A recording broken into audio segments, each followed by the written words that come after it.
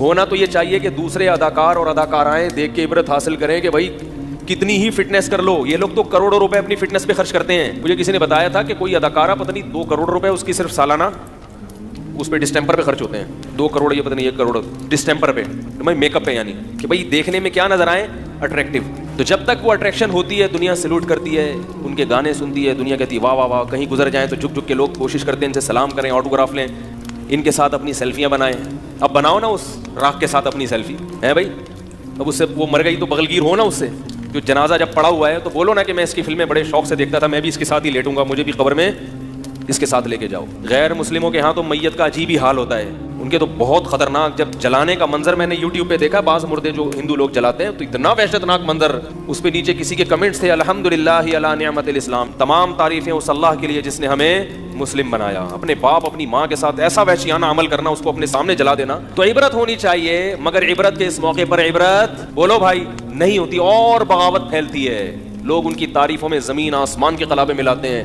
اسی وجہ سے یاد رکھو, اسلام میں کسی غیر مسلم کے لیے مرنے کے بعد دعا کرنے کی اجازت بولو بھائی نہیں ہے. دنیا میں اس کے لیے دعا کر سکتے ہو, زندگی میں مر گیا تو دعا کی اجازت نہیں ہے. اللہ کہے گا کہ اس نے ساری دنیا کو خوش کیا مگر مجھے خوش نہیں کیا. اب یہ میرے پاس آیا ہے تو اس کو سب سے بڑی سزا یہ کہ اس کے لیے دعا کی اجازت نہیں ہے. یہ باغی ہیں اللہ کے.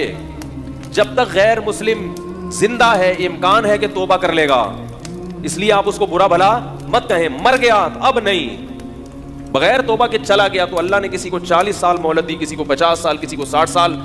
ساری زندگی ساری دنیا کا خیال, مگر جس نے پیدا کیا اس کے لیے کیا کیا آپ نے؟ اس پر ایمان ہی نہیں تھا, کرتے کیا آگے اس کے لیے.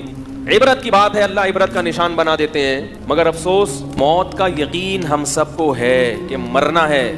اتنی ترقی کرتے کرتے آسمان کی بلندیوں تک پہنچو اور دھڑام سے نہیں, ختم, ایک لمحے میں سب کیا ہو گیا, ملیا میٹ ہو گیا. لیکن عبرت کی آنکھیں انسان کی اندھی ہو چکی ہیں. لوگ بتا رہے ہیں کہ بجائے عبرت ہونے کے اور اس کے ایصال ثواب کے لیے اس کے گانے چلائے جا رہے ہیں. بھائی محترمہ ایسے ناچتی تھیں, ایسے گاتی تھیں, یہ ان کی مشہور فلمیں ہیں, اس سے اس کی راکھ کو کوئی فائدہ ہوگا؟ تو بتانے والے بتا رہے تھے کہ بہت مشہور تھی اور بہت دنیا میں اس کے گانے وانے چلے, لیکن اچانک مر گئی.